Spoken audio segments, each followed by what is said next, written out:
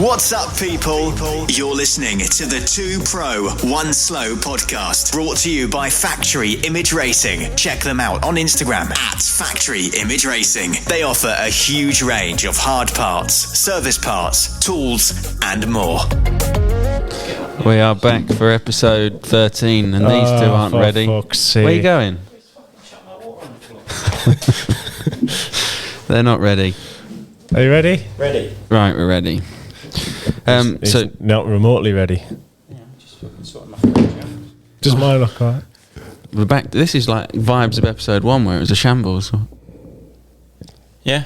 I've just said I've no idea what I'm doing here or what we're talking about in this episode, but I'll just roll. I've got notes. Okay. It's ready. It's been a while, so he's had time to. I missed the last one actually.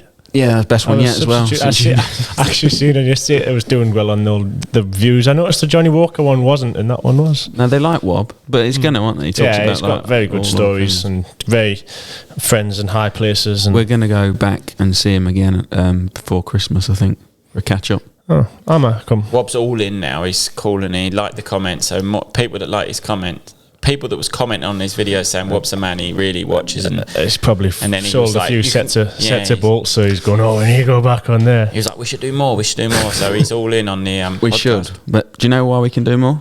No, because we've got a nice sponsor called Factory Image Racing. Okay. So they're doing a giveaway again at the end of this episode, like always. All you'll have to do is comment on the link on the YouTube video. They're going to be giving away a gazebo this time. So thanks again to Factory. They're also going to be doing a store. This is coming out before the weekend. Well, that was my first set of notes. First point of contact, because I'm a little bit behind at the minute on editing because my laptop's been broke. So I'm going to prioritise this. This, hopefully, if I've done my job right, will come out Friday night. It's Monday now. This will come out Friday night before the ride day, which I thought we could all talk about now to explain the rules, and me and you can distance ourselves from it because Tommy's organised the whole thing. This was entirely Tommy's doing, so if it all goes catastrophically wrong. Maybe Thursday night. Could you not get it out for then, or are you busy? I'll try our Thursday night then. Yeah, bit before, because Friday night, the ride day's on Yeah, but I thought Saturday. I'd give him something to listen to on the way to the track. Yeah, whenever. Yeah, Friday. but you're cutting it fine though. There's a chance they might not be able to. Well, anyway, I'll try my best to Thursday get it out. night. I do agree, but anyway, just more to the point. It's all Tommy's organisation, and we're just being told when to turn up. Talk us through it, Tom. What you've done, how you've set it up. No, and I just told you this morning. I'm quite proud to have set this all up on my own, because I asked these two for months and months and months. He just gave me a date in the end, which was helpful. And well, the stars aligned, to be honest, because I wasn't overly confident that we were going to find a week. Oh, well, I just can't plan one in advance, but at this minute in time, it's due good weather as well. Yeah, the whole thing's turned out wonderful, to be fair. Tommy's, to be fair, done a lot of it, most of it himself, and luckily I will be available, so I'm being dragged along. Talk us through what you've done then, and how you've and what's going to happen on the day. It's quite simply, I shouldn't really boast about organising a ride day. It's pretty much fell into place. Right there, that coffee. I told you there would be slurpers. Yeah, we've upgraded to some China morons. Just childish. He is 24. Remember that. 24 years old. It's just a ride day. So 22. Backyard Designs, the graphic company, have wanted me to put an event on, so we have put that event on. Great stickers as well. They stick on anything. There'll be some bikes there with the stickers on. You can try and peel them off, but you'll struggle. That could be one of the challenges, because if you do manage to peel them off, there'll still be no glue on residue left, because they're that good. Won't. They generally won't. But I just wanted to have a day, and then it turns out that it's almost a lot of the riders are coming from listeners of the 2 Pro 1 Slow. So I think it's going to be quite a good day. It's sort of like just a bit of a gathering. The weather's due good. Got a little bit of a DJ in, play some music, which I think will brighten up a day, make it a little bit more fun than your average practice day. And then got a bloke come in. Don't bring a packed lunch either. Yeah, try not to bring a packed lunch, because there will be food. The food isn't free. It's proper gourmet Mexican food, so don't expect to pay 40 quid, which is the same price as a ride day, and come there and get fed as well. But DJ is free. It's a bargain, to be fair, 40 quid. I feel like you've done a very, very good job of organising the riding. And all the food and that. The one thing that highly concerns me is he's got the booking system. Who's booked, who's paid? Because apparently when we first agreed it was all going to be you book online on Tommy's website, then it was book on Backyard Designs, and now it's apparently turn up and pay on the gate. So what actually is it, to clarify? The booking system was, Ed set one up for on my website, which is tommyselltraining.co.uk. You'll also find training school dates on that for the future. And then there's also one on the Backyard Designs, because the whole idea was go to their website, check out what they offer at the same time as booking the ride day. But we had a little bit of technical difficulties on that website. People were struggling to book in. So some have booked through that website. Some have booked through my website. And then hopefully the majority of book, through those two. I'll have everyone's names wrote down. You'll see if you've booked online, tell me your name, and then I'll find your name on the list. So don't try and come and get a free ride. And then some, I'm sure a few turn up on a day. It's not really the ideal, but as long as too many don't turn up, because I want everyone to have a good day riding and don't want it to be like we're going to have to session it, aren't we? Yeah, it will be sessions, but that's normal. I want it to be more about, I think there'll only be three. We'll probably, if a lot of people come, be 3 adult sessions, maybe if not a lot turn up, 2, and a kids session. So you're still going to get plenty of riding, but I want it to be more than just a day doing as many laps. Fuck about and talk shit in between, so it doesn't really matter too much. I'm going to try and get them to face up at jump. We're going to add the back section into the track as well, so it's a little bit, got a little enduro loop in it, and then I'm having a best whip competition. Yeah, I want to do like a best whip, and then maybe we get a wheelie competition, wheel change competition, some sort of. Did I bring a Rabaconda? Yeah, I did think we should. I could maybe organise that, but I haven't actually got round to doing it as yet. Surely Stan's got a spare wheel in his. Yeah, we could have a wheel in it. Yeah, I suppose we could do that at like a range of time and have half an hour where anyone that thinks they can have a go. Or it could just be half going an hour. all day. We'll only get 2 people through it. Yeah. If it's half an hour. No, it could be just be going all day, so people come there and then you have your time's timed, and then I'll chuck in a set of kecks for the winner. Yeah. All right, we're doing good. a tyre tune. Ed's got the Rabaconda. Roxy can I'll be on bring the a wheel. stopwatch. Roxy can. Yeah, be on the we've got a guest watching over here. Roxanne's here. We've also been told to do a shout out for her for any gear, because she needs a helmet. What else do you need? You want a helmet? Don't helmet, start this boots. topic. Billy's supposed to have got us some stuff, but he didn't. So anyone that's got any nice helmets or gear that you'd like Roxy to wear on her mini bike, new graphics. Can you sort of some graphics? Yeah, I've already told her She's that. got graphics, I just haven't got around. We're going to make her look cooler than you, mate. It's not hard, but yeah.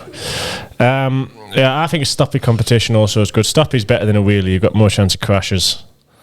Nah, I could crash on both. Nah, but a stoppy's better. We'll do a stoppy. He nearly crashed when he won the championship. Did you see that? I've seen, and that was done a 4th gear wheelie, nearly looped with his right foot off just, the peg. I was pinned down the straight, and I got excited and just popped her up and fourth. That'd have been brilliant. I've actually looped on that same part of track when I was a kid. I won my race, done a wheelie, and looped on that exact straight.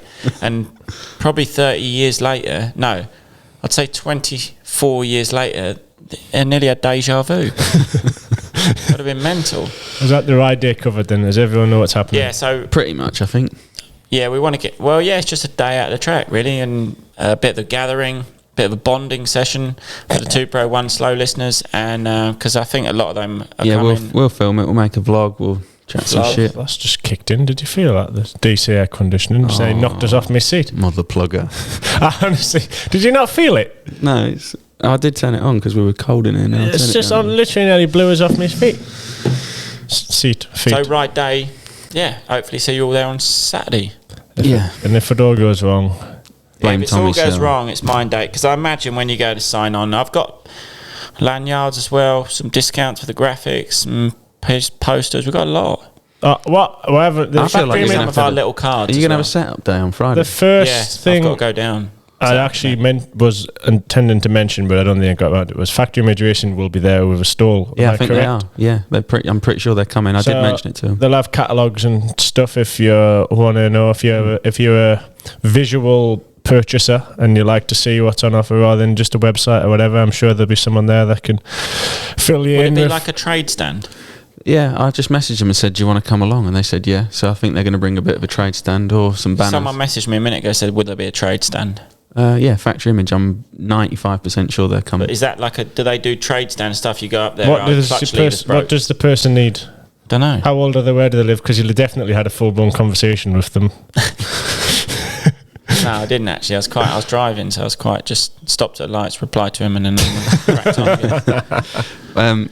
Well, yeah, I don't know exactly what they're bringing because they make a lot of parts. So, All right. but yeah, there's not a spares shop. If I that's can't- what No, you want. I think he was after more of a spares van. No, you got to get your stuff sorted before you come. Stan's not coming, so there's going to be nothing for Yeah, sale. I'm gutted about that because I thought he could be the one that manages the tyre change Stan's not race. coming. Doesn't want to come. Doesn't want anything to do with it. Now let's get him involved and He give him like some. reckons- I'll pay him to No, come. he reckons he's racing this weekend. No. So he reckons. Although I'm not convinced. Right. I'll leave that up to you. You and him have your special connection. Here's the list of notes then you can pick from. So we can talk about your Enduro day out, Tommy, Billy's last race. We can talk about the horse track that you raced around, and we can talk about Guy Martin's new track. Where do you want to start? Horse track. Right then, talk us through what happened at the horse track. We went round very fast in the circle. Lingdale's, was it? Lingdale? Lingdale racetrack was the facility in town. We're not really allowed to go into too many details. Nah. So we're just going into details anyway. Well, no, because there's I haven't edited the vlog We're allowed yet, to but there is post a vlog. about it. We're just not allowed to give details of the concept. What of they it. actually said, it was a Red Bull event, and they said, do not try and explain the concept because you'll get it wrong. So if you want to post pictures, then post them, but do not try and explain That- what we're trying I to do. do believe that's what So they if said. we went to go into detail on this podcast, Yeah, but I actually sort of got a gonna piece end to up trying camera. explain what they're trying to do. Which I is got the a one piece to thing they camera of asked us Elliot not to Banks do. Brown, and he told me pretty much what it was, and that'll be in the vlog.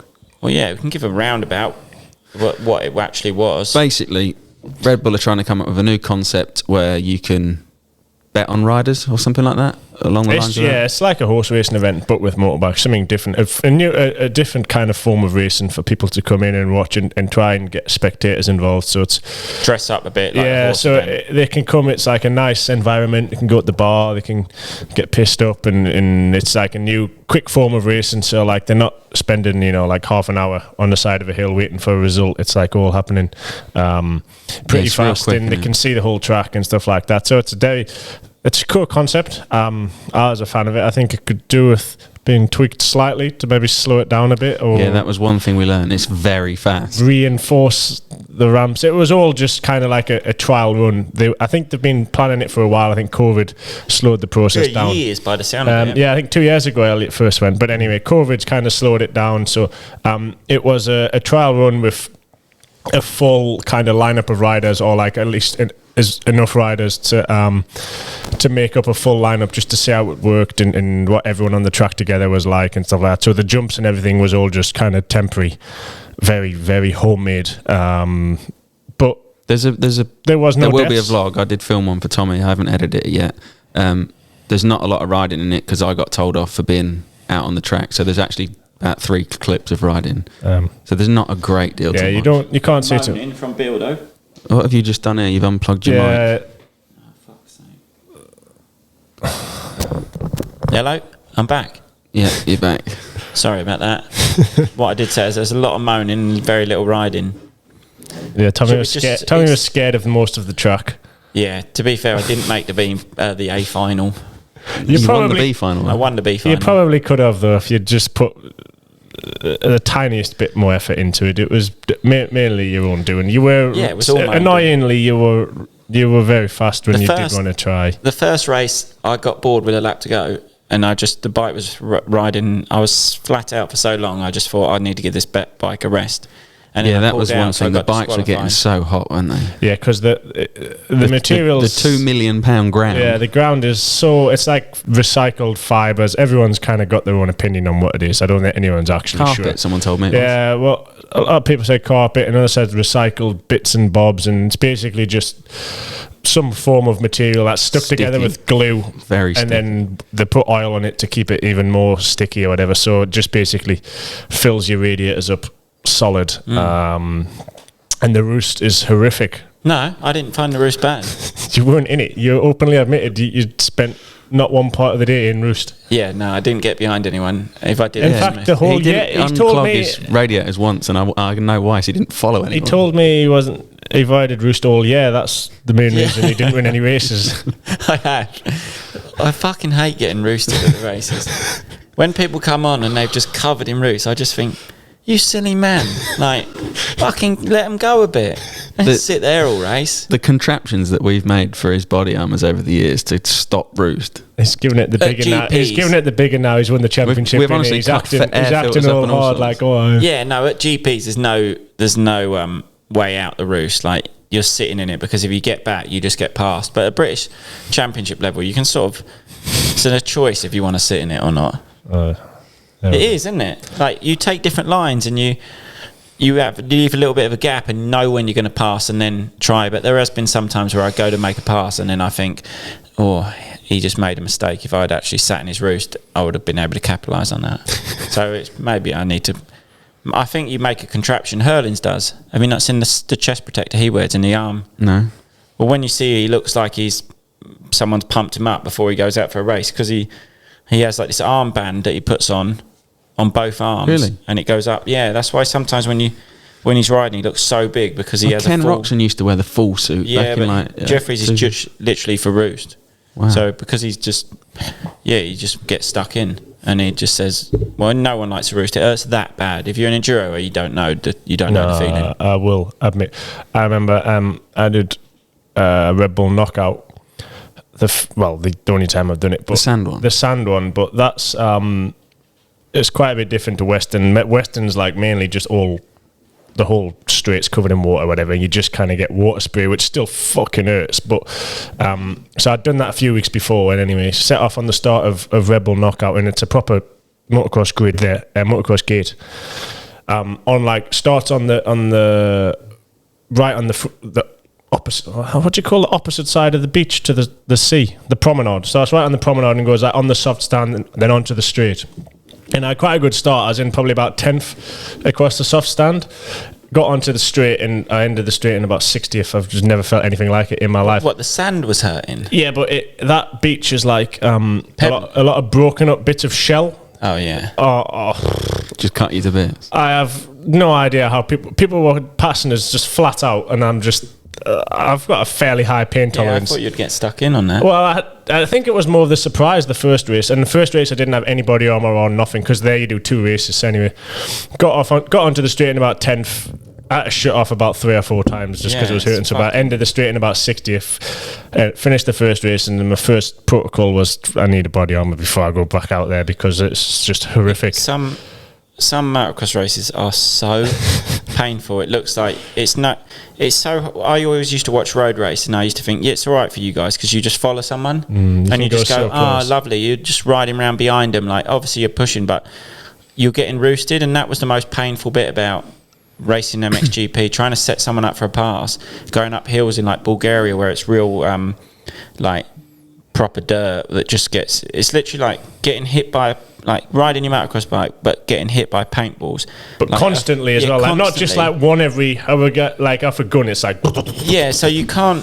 And then it's like someone sticks on your pitboard. Relax.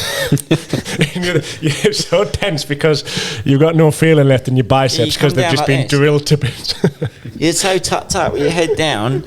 You can't relax. No, and you just get relaxed and you just think, fucking relax, mate. Like, I'll just fire a paintball gun at you when you sit on the sofa and then just go relax. Yeah, also on the, like, at the beach races, you're doing like 90 miles an hour into it as well. So yeah, fly would hurt.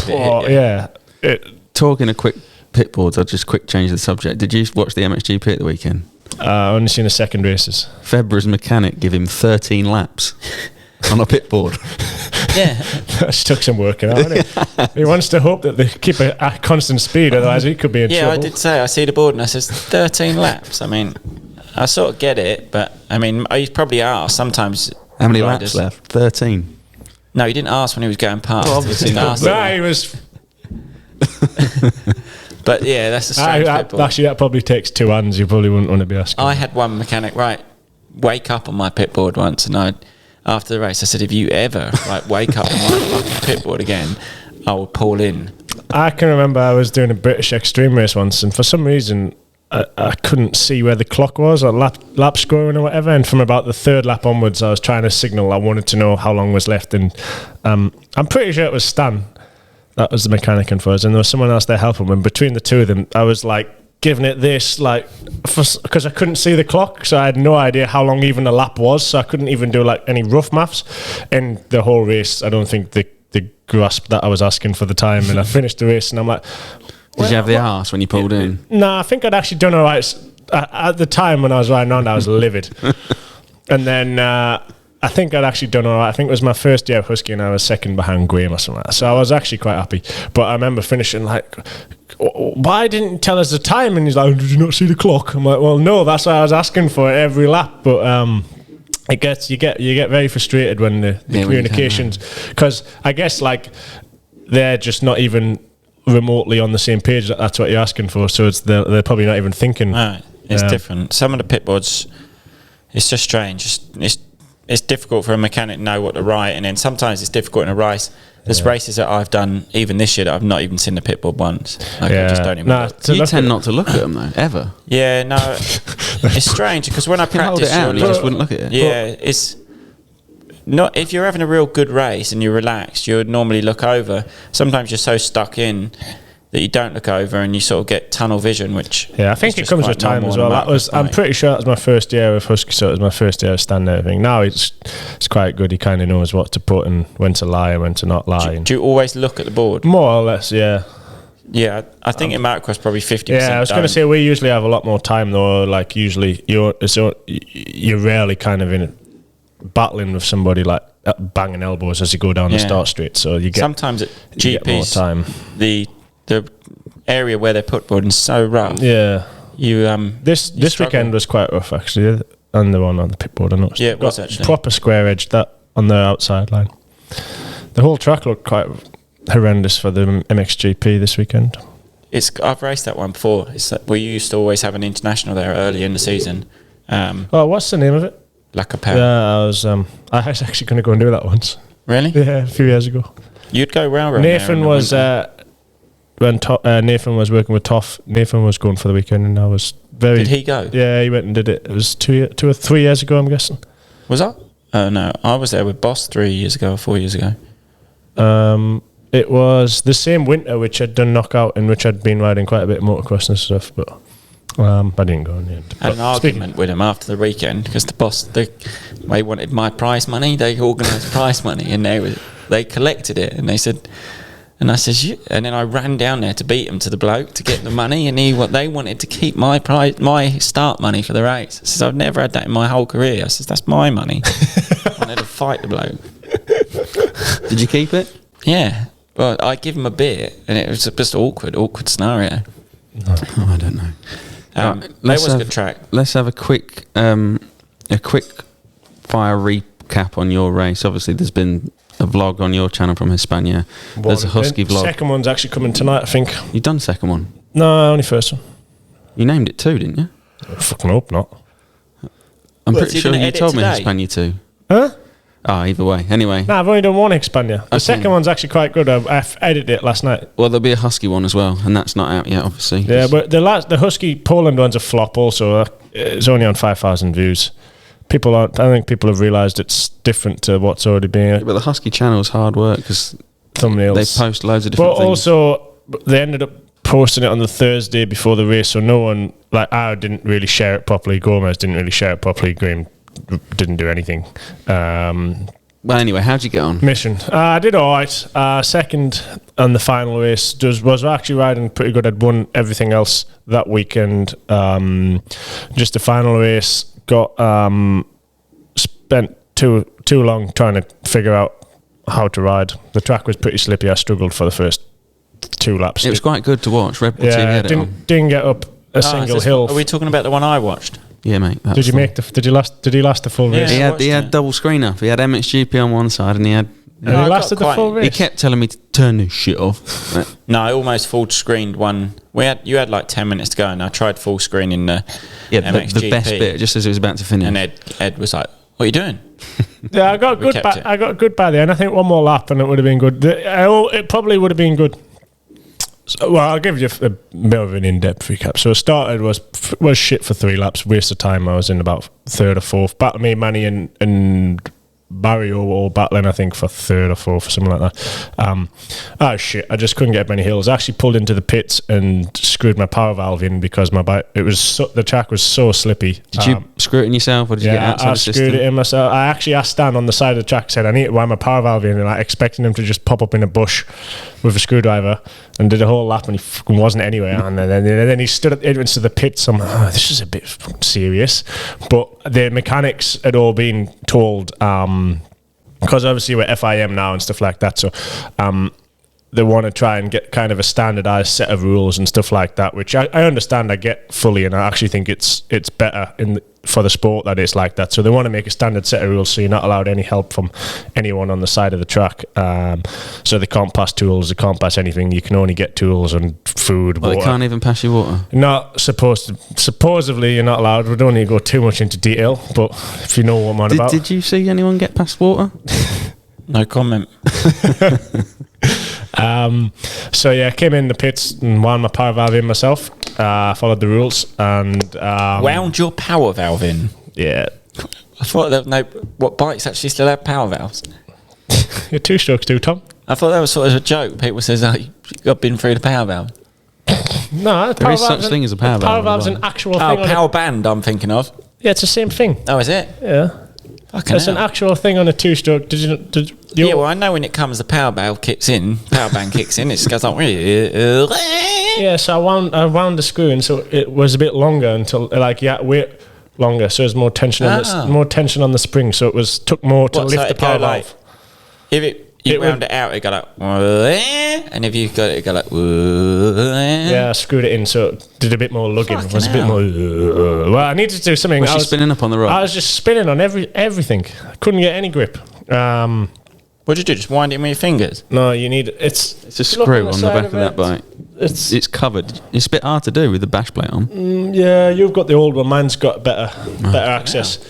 It's like a square. It's an odd shape, but if you smash a flat screwdriver in, it turns it for you. So I wound that in half a turn anyway, and things started to improve. The track actually dried out a lot, which kind of helped me. It meant I could kind of do few hero lines and pull a bit of time back, and then middle of the race was riding really good. Felt good. Just struggled to kind of pull back much ground, which I was quite surprised because of how well I was riding. Quite a bit of traffic. But yeah, and I seen the way the traffic was being moved for some other people, and the way the rocks were being moved for some other people, and it kind of makes sense as to why I wasn't pulling much time back. But anyway, started to really pull some time back, looking off the amount of liquid that was being passed from the side of the track. I guess someone was tiring, and yeah, Shall we close. just come out and say it? Nah, we'll not go any more. Got really like him. last lap. No, I'm fine with him. There's no. He rode good, and like I said, the first 3 laps when I was busy pushing up every hill, he was riding really good. So I can't complain. I didn't ride good enough. It's just a fair bit of it. It's just good. It's good to have a morning. You know about morning. It's nice to blame someone else. And it's not my fault I didn't win. No.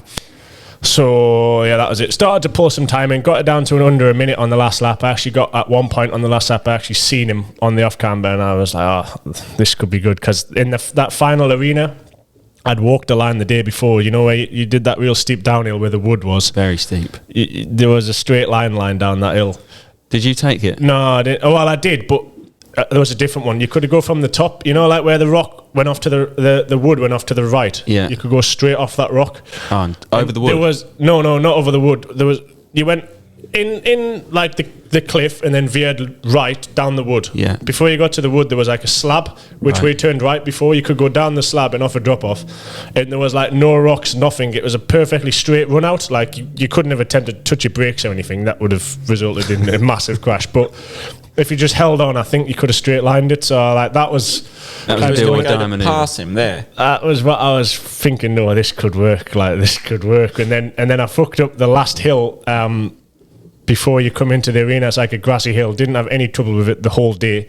It did get a little bit harder, but I messed up my line a bit at the bottom. Ended up going off the main line to the right, and there was just some quite big rocks in amongst the grass, which I wasn't expecting, and it ruined it. And I think you see on the live stream I was stuck, and I kind of knew I wasn't going to wasn't going to be able to do anything then, so I just got home in second, which is still good.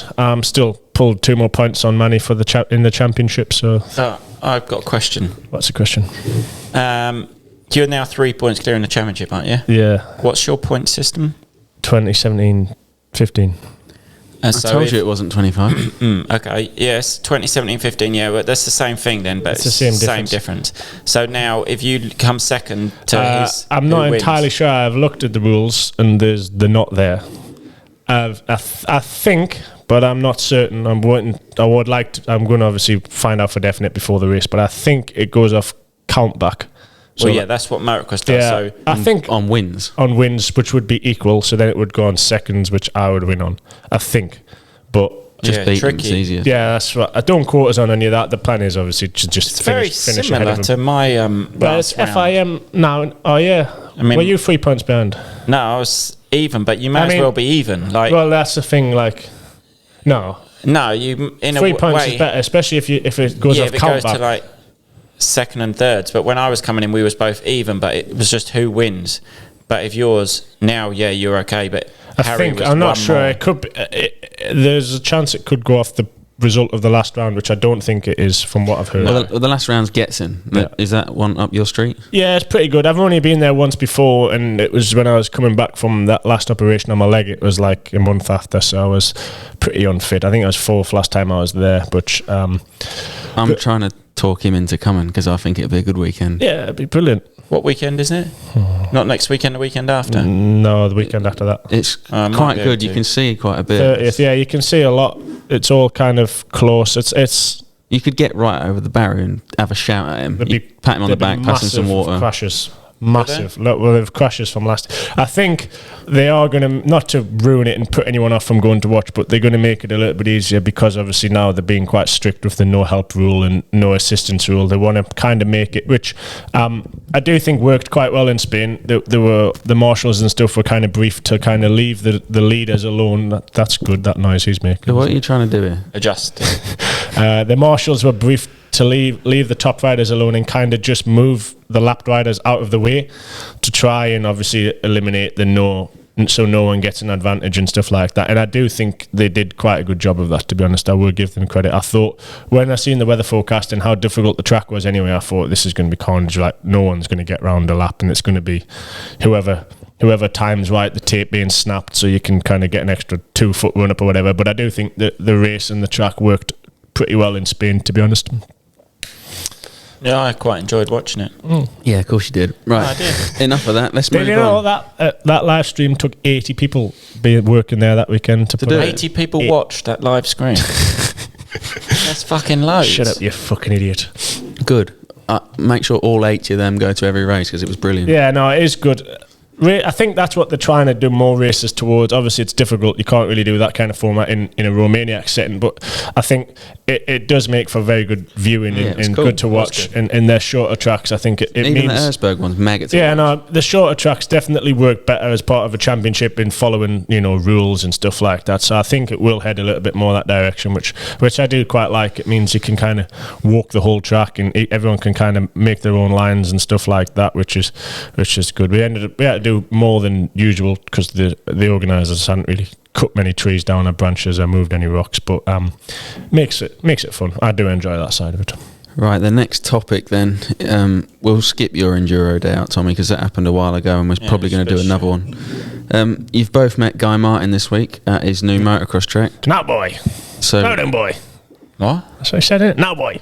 Yes, boy. I didn't hear him say you that. fucking did. All day, it's all yes, he did. Stop acting hard. I generally didn't. You've knocked his mic out. Aggressive. Talk. It's better when it's out. Yeah, we went to Guy Martin's Thor's Way MX. A few people have asked the question, haven't they? Yeah, it's gone there. Canister, is that what they're doing? Caster. It's sort of an old school track, very similar to the Fox Hill layout, but probably hills are a touch smaller, but not much.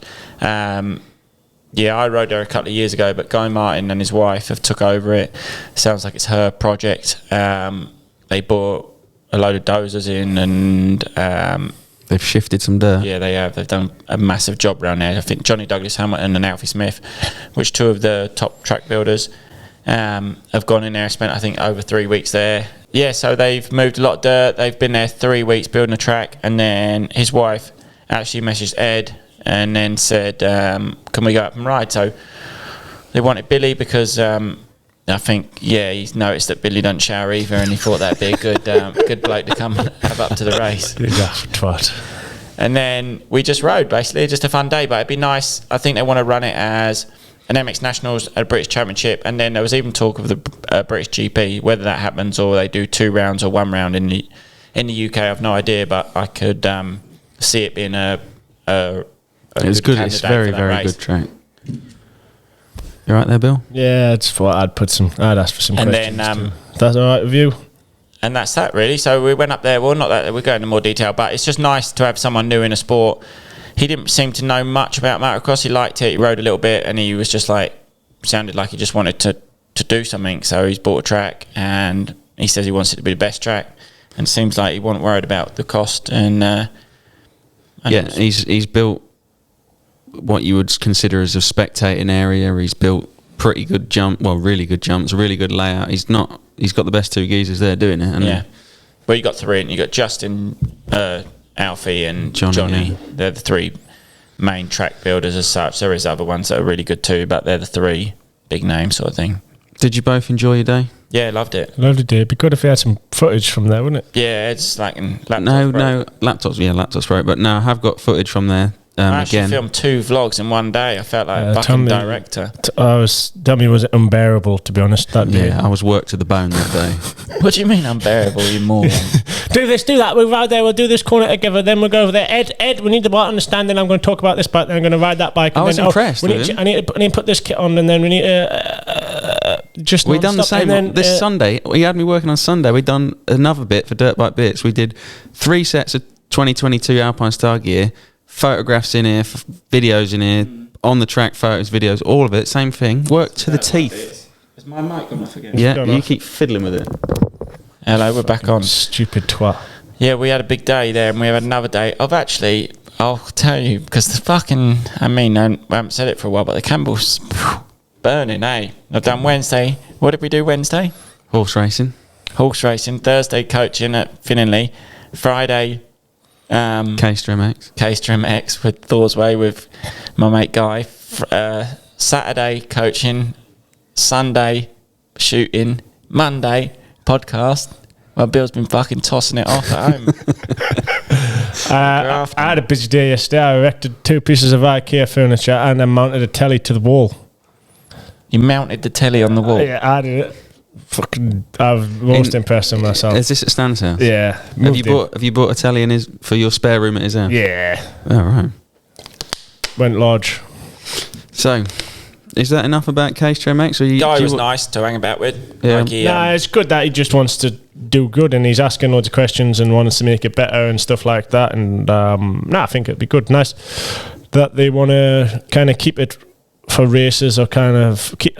Because obviously you've got every kind of track owner or build, I guess, has this dilemma where they want to make an amazing track for racing on that looks good and good to watch on and stuff like that. But you couldn't, to have that, you need obviously pretty big jumps and the hills and like, stuff like that. But that obviously, and to rip it deep so it gets nice and rutty and stuff like that. But to have that, you can't really then open it. Oh, well, people are going to complain on a practice day that it's too difficult, or, people are going to struggle. And I think, there's a high chance. I don't think they really know what they're doing. High chance of injury off jumps that size and stuff like that, which to have a high level of racing you kind of need, but to open every weekend for your average Joe to come and ride, you can't have. So the fact they've gone for like the first option and want to kind of make a racing track and a good to watch track, I think is different to what most do. They're not too bothered about getting money in kind of their idea was not.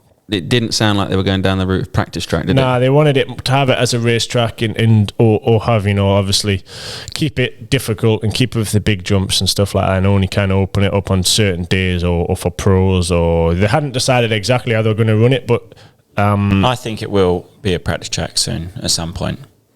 I just think it's generally how it goes. It depends how quick they want to get the money back, don't it? Yeah, that's what I mean.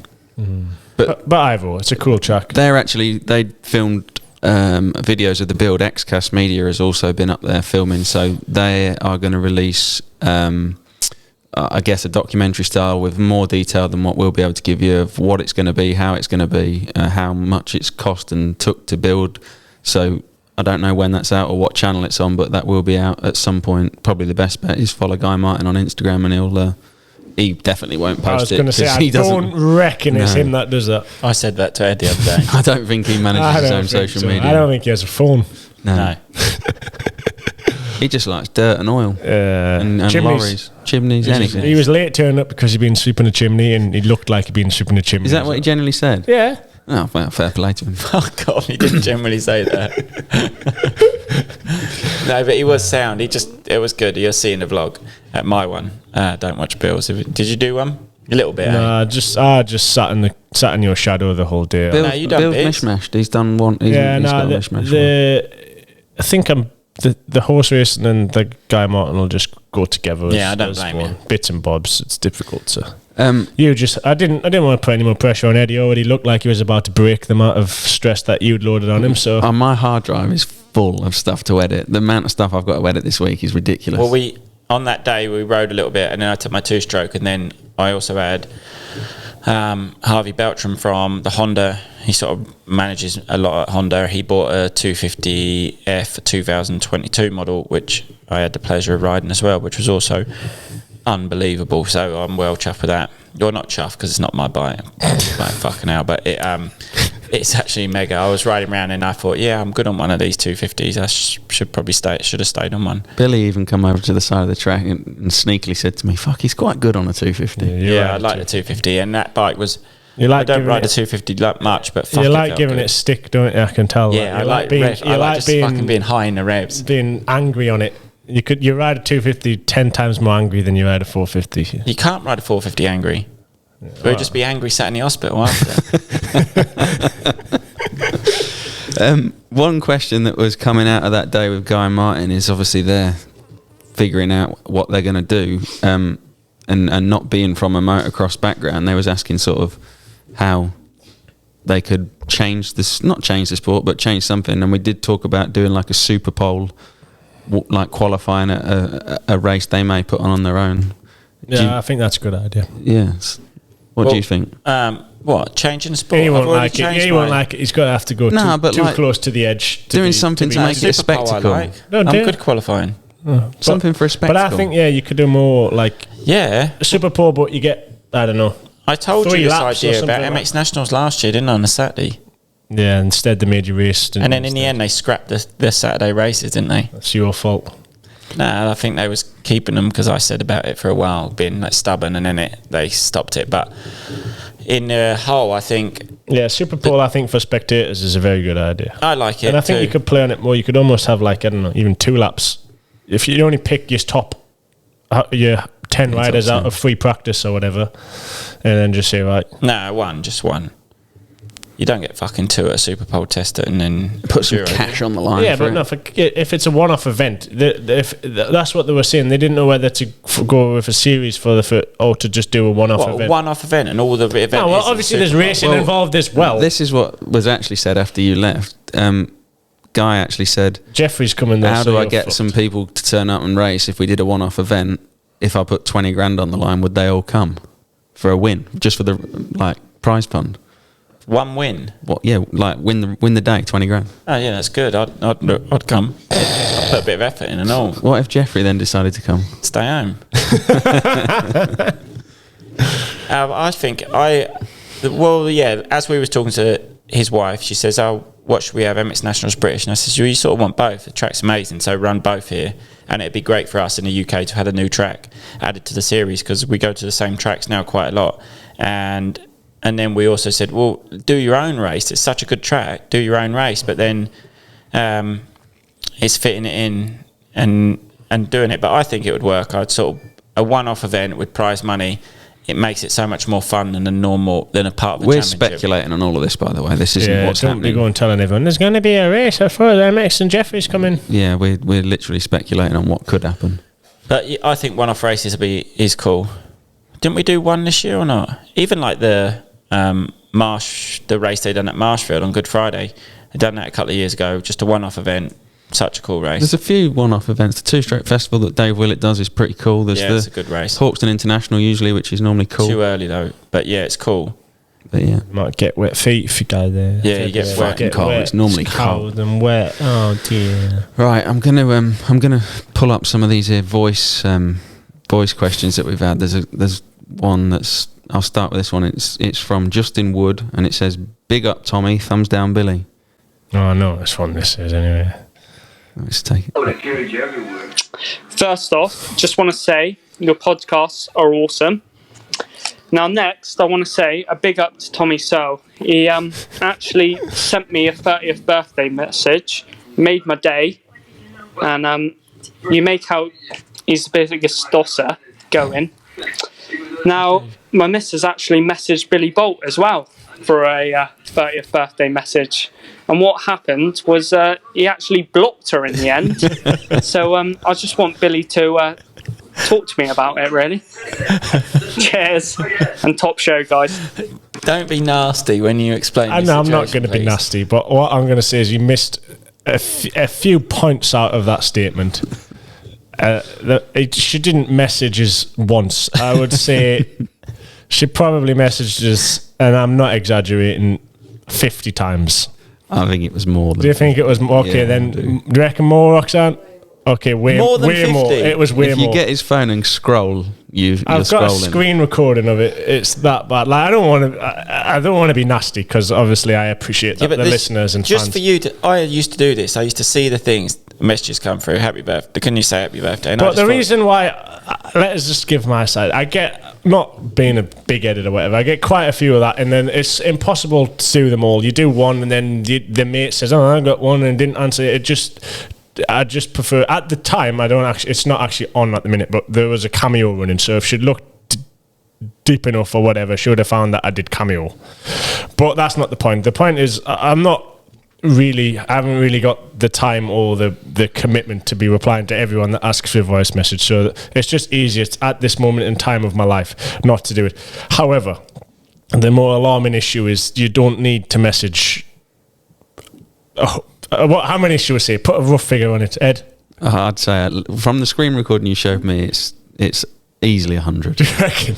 Yeah. He's got a top missus. She's persistent, and she wanted to make his birthday special. I will actually say I admire the commitment. Anyway, what you can do point, now is wish him a happy birthday. It gets to the point where, like, look, I'm seeing this pop up 6 times a day, and I'm just thinking this isn't happening. Like, the more you send, the less chance. And in the end, I got there was only one solution, which was the block button, which I never want to have to press. But you put yourself in that position. However, what's his name? Justin Wood. Justin, I hope you had a great birthday. This would have been a much more. If she'd have said a voice note and said, "Can Billy wish you now's happy the birthday?" platform. Justin, I hope you had a wonderful birthday. I'm sorry your missus got blocked.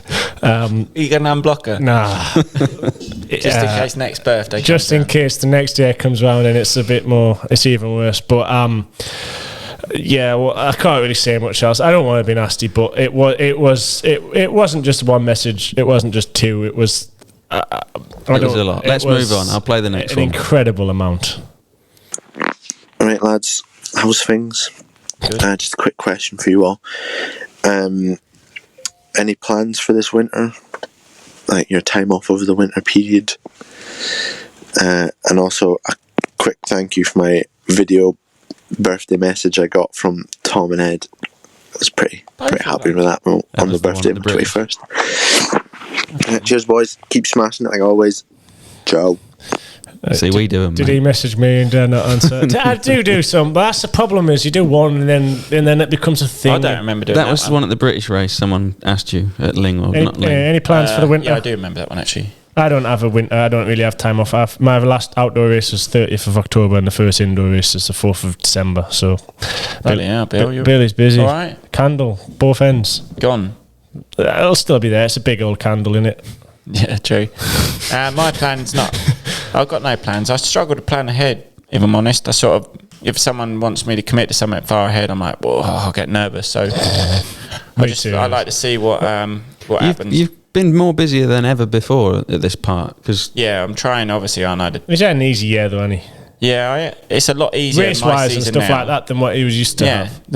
Like, I'm actually like... Yeah, you're busy. That's why, like, I'm not that overly bothered to commit to going to do things, because I've done a lot of races so far this year, and obviously I've still got 2 left, like an outdoor and an indoor with world rounds left and stuff like that. So I'm not really too keen on making any plans at this moment in time. Whereas you've had not that many races this year, so you're quite happy to go and bomb that. And you've got no races now until May or April time, so you really do have time to chill. Yeah, but I like you said, the races I do now is a lot less than I used to do previously. Obviously, the year before was COVID. GPs are still going every weekend until the middle of next month. Yeah. That's outrageous. When I was like talking to Simpson at the last GP, and he was at the last British round, and I had no races left. And then he had 9 or something. And he had 12 left or something. Yeah, he had ridiculous. 9, and I just thought, fuck, mate, I'm so glad I'm not you right now, because I know they're going to be a struggle and all. It's like just not easy. He did his Summit Nations, and he got landed on this weekend. Yeah, it's not an easy game to just pound out 9 weekends. All right, this one is from Robert Fox, and it says something for all 3 of you guys. There's one just come through. Did you see that? Oh. Hey up, chaps. Okay, so Ed, can we please request some sort of 90s style mash-up edit? I'm thinking Crusty Demons of Dirt, Disturbing the Peace, something like that, because the kids will never know how revolutionary they sort of were at the time. Bill, can you please organise Bill's Big Booze Up after this ride day that you keep on about?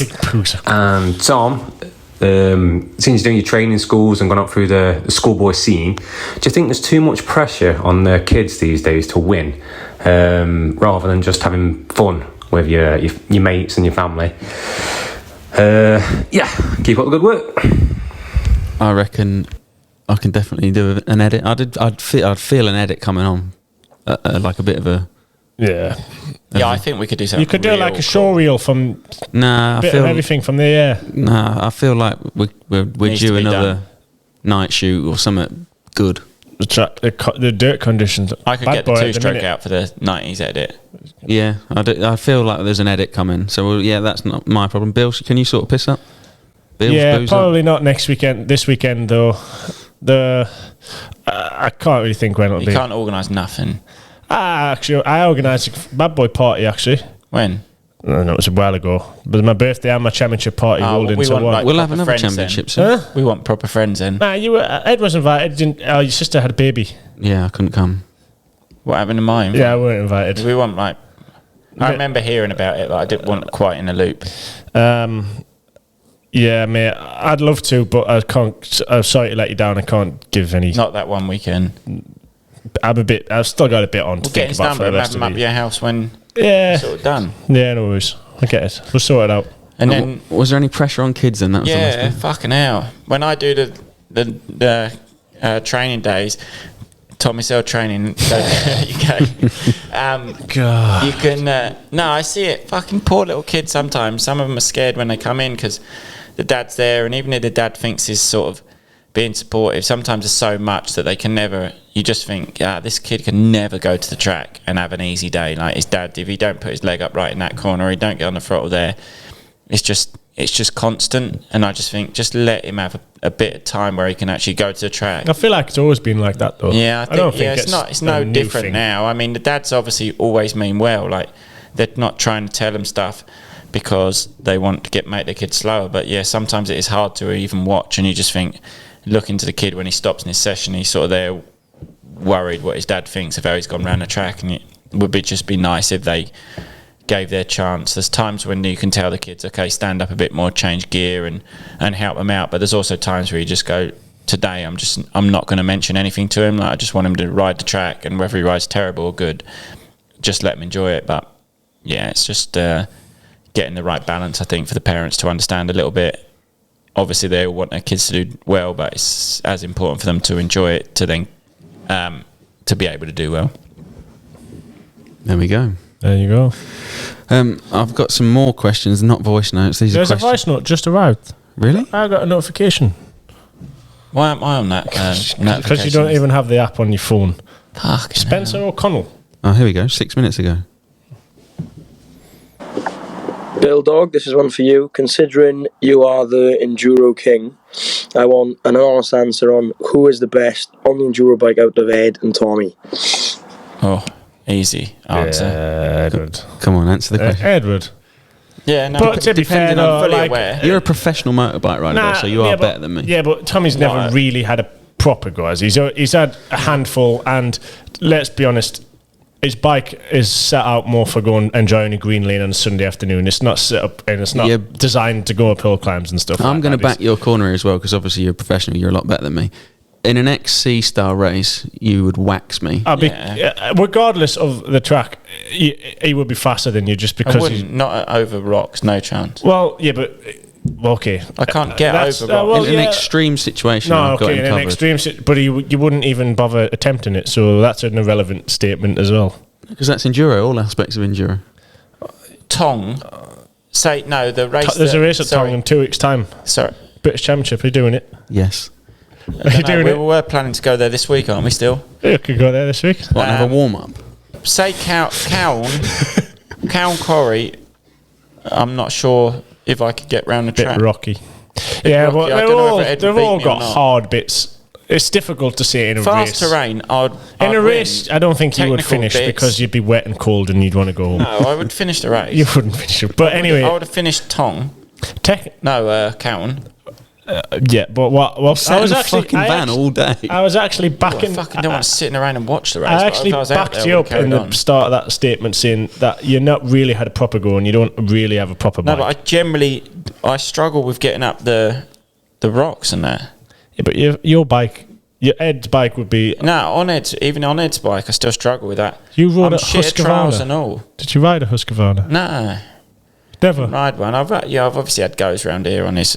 But not very often. I can't even. That's remember. what I'm saying. I went up down the garden the other day. But to be fair, Ed doesn't ride that much either. To be honest, I'm going to start riding trials. If we was doing trials, Ed's a lot better than me at trials. Yeah, 100%. But trials is a strange sport. I would trials the other week for the first time in a while, and on the outside looking in, you would think I'd never rode a trials bike in my life. I'm very sure. I think. I don't think that's I bullshit. Honestly, really the shapes I was in, I was embarrassed for myself. I think once you just get... Yeah, because you're used to being a high quality, but I'm pretty sure every time I've seen you ride a trials bike, I go, fucking hell, yeah, fair play. Right, I just needed that to pick me up. Yeah, I'm going to say, you're fishing for compliments. Go on, one more. I tell you what, I'll give you another compliment, and that it was also complimented on the Red Bull TV thing. When you got stuck at Hispania, you put your knee on your exhaust pipe and then dump the foot. No, it was his knee. Nah, I do that a bit. And on the seat. A few people have noticed it. Yeah, very nice come out a few times, get a bit of weight on the back wheel. Very good. Everyone's from fucking China. No, thanks, Edward. I'll cut it then. Nah, leave it in. It's good. I've started doing that a lot more this year. Developed that COVID, actually. That came back end of last year, actually. No, it does help. A bit of weight on the back wheel. Traction and that. You should try it if you're ever in a deep rut in a corner or whatever and you're struggling to get around. Just I know. Foot on the inside, knee on the seat. Yeah, I'll give it a go. Yeah, I'll be glad. Right, some questions off 2 Pro 1 Slow, because we're finished with the voice notes now, are we definitely? Well, I just noticed that. I didn't actually know who he was. He said, do you know why you've asked this? Yeah, because it says, who is the Enduro King? No, That's exactly why you wanted me to play. I haven't opened it. Look. Liar. It's still there. I haven't opened it. All right. Notification. It's just so happens he thinks I'm a fucking legend. You sometimes refer to yourself as the Enduro King. Yeah, that's what Roxy calls us. Isn't it, Roxy?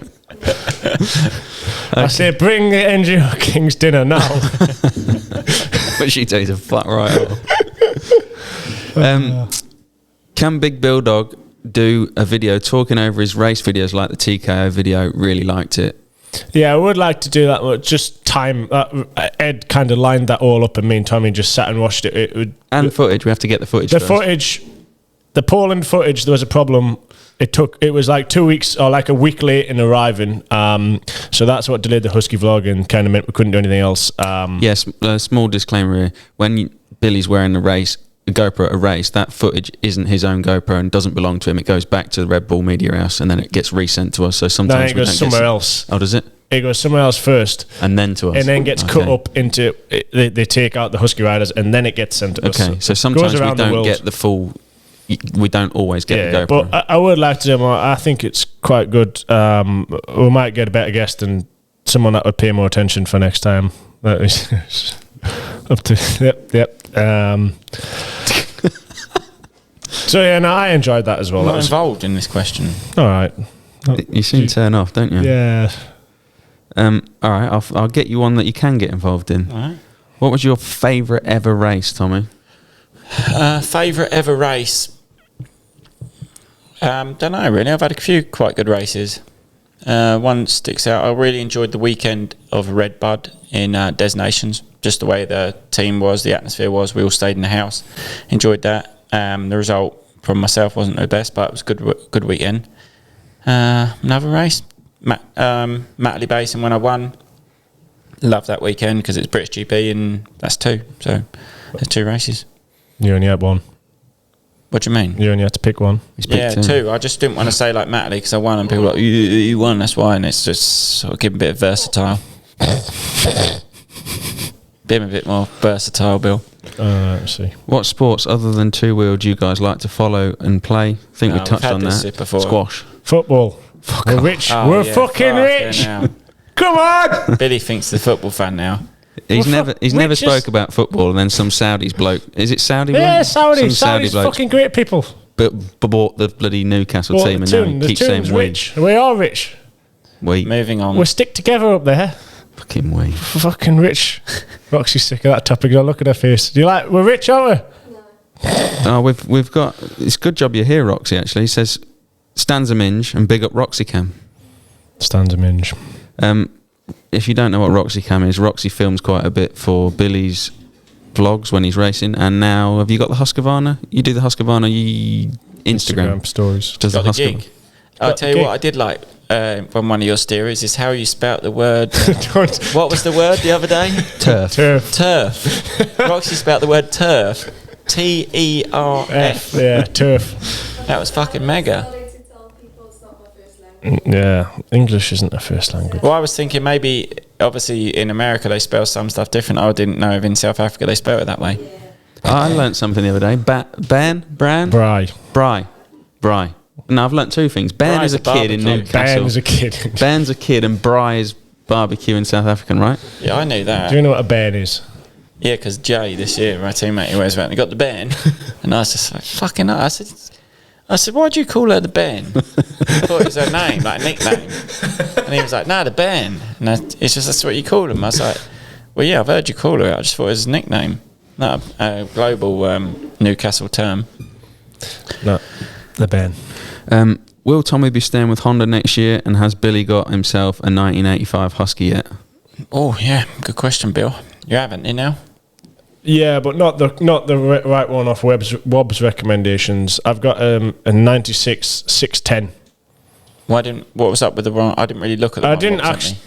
That was the one I sent. I don't even know what I'm going to do with it. It was a good find, so I just said I'd have it. The one to do a video on, I still haven't. A lot of people actually sent us links and stuff. I won't lie, I didn't open any of them. I was kind of hoping someone else would do it first and say it's ready to ride. Still hasn't happened, but I've been busy. But I have bought, and I think it's a 96 610. How much did you pay for that? Don't know if it's any good. It was a good buy. How much? I don't know if it was a good buy. Well, if you say the amount, someone could go, fucking hell, that's a good buy. If anyone really interested in it, do you have a bid on it if you want to? It's up. No, I want to keep it. Are you doing it out? I'm unsure what to do, whether to keep it original. I don't know if is a 610 any good. Is it fast as fuck? Will it be fast as fuck at the next horse racing event? That was the first question. Because 610, that sounds fast. If it's a load of shit, then I might turn it into... Is it a 610 4-stroke? Yeah. Then I might turn it into a cafe racer. Because I've seen a picture of a guy I know turned an old KTM 5 something into a cafe racer, and it looks naughty. Is it a Husqvarna one? But the one I've got is a Husqvarna. No, I think I've seen the bike. Is it? No, it's a KTM, but it's got a silver tank on it. Oh no, I've seen a different one. And they do look quite cool. So I don't even know what I'm going to do. But in answer to that question, the specific bike Wob sent us to go and buy, I haven't got. I've been sent a lot of links. I haven't acted upon them. I'm useless. I do apologise. And I am staying with Honda. Oh yeah, you weren't part of that question as well, weren't you? How long for? 1 year, 2 years? Just 1 year. How many years left in the tank? Don't know. I was thinking next year. Now I'm sort of feel good, enjoying it. So I might, don't know, might do another year. See how I feel at the end of this one, or like halfway through. So I don't like waiting for a contract. Like if I'm doing good, I'll try and get one early. If not, I won't bother. We've got a man in need here, Charlie Trimnell. I'm off with the broken femur that doesn't seem to be getting better. Any motivation, please? How does he know it's not getting better though? Might have been to the doctors.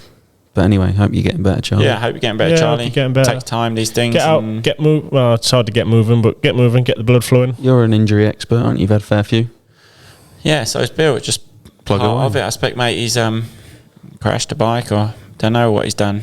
But yeah, hopefully you get better, mate. And this takes a bit of makes your day a bit better. Well, we've wasted an hour and 10 minutes of his life or something so far. So there you go, Charlie. Hope you get better soon.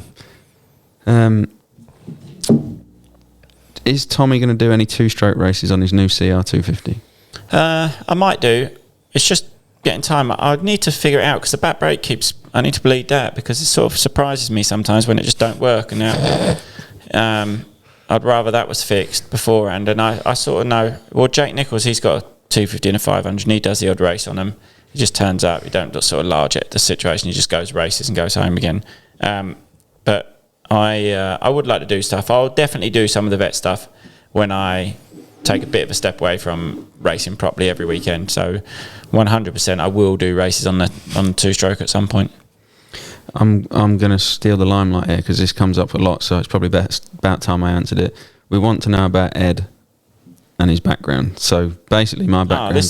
You go into detail on this. I think people like a bit more details in what we cover, some of the situations. We sort of browse over a lot, don't we? And when they ask them, we should... All right, I'll detail it up then. So the background is I used to race schoolboy motocross a little bit. Was not very good at all. Started training with Rob Herring quite a lot and Jamie Dobb.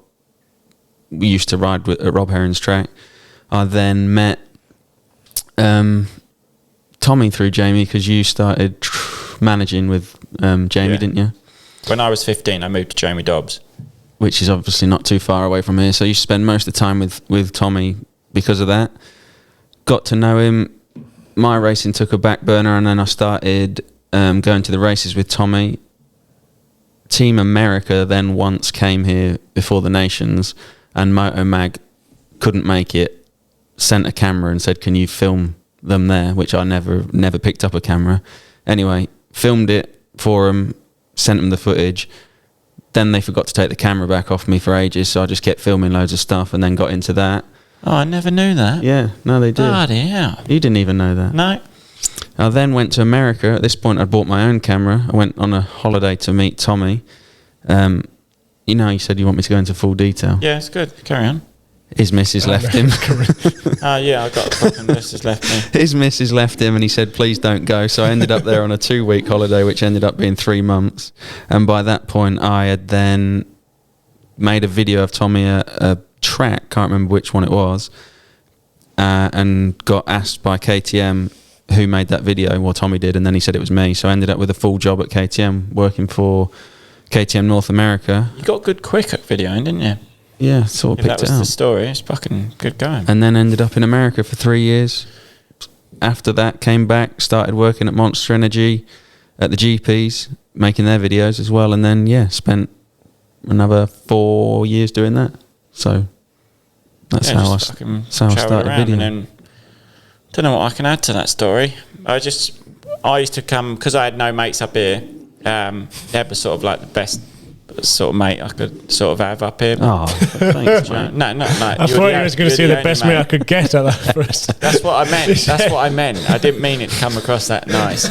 Thank you, mate. I know you mean it. But then I used to pick him. I was driving at that point. I'd pick him up on a Friday. I'd have to write a note, and we'd just travel about racing that. And then he sort of left his school and come to America quite early. I'm not sure if your mum and dad was best pleased with that, but. I kept leaving school and they kept saying, where is he? And I'll just be with you somewhere. It's mad, really. Mad what we've done, but Ed's sort of been a part of it the whole time. And then you started Kex, and then Kex is Ed's, and then that's a new little recent business last couple of years. Yep. It's obviously along the way of filming stuff, I've met quite a few riders, like obviously Billy's one of them, and then through working. No, you with- didn't really meet Billy through filming. Not for filming, but through the track and that. But in general, most of the people I know at the races and most of the riders I got to know is either from working with them or doing something. Obviously, Monster Energy was go to the races and film any of the Monster athletes. So at the time, that was your Frossard, Paulin. Just goes. Yeah, Anyone, like anything. And then you anyone. come to the track, and Johnny came, and then Billy came, and So through picking up a camera, that's how I pretty much met everyone, and always used to try and go out my way to help them with anything I could other than the filming for them. If they wanted a clip from a video or something, I'd try and send it them or whatever. It was a bit pre-Instagram days, but people used to like it. And then now I we had no asked for the Instagram. repavers. Was pre-Instagram, it was all... Was you riding before pre-Instagram? Nah, you were sort of always on the gram, eh? Yeah, when I first started trials, it was... Well, when I was like 13, 14, and I was like...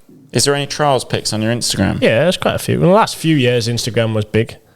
But like, I can remember being sort of like 13, 14, maybe it's 12, 13, and you get a video and you put it on Facebook.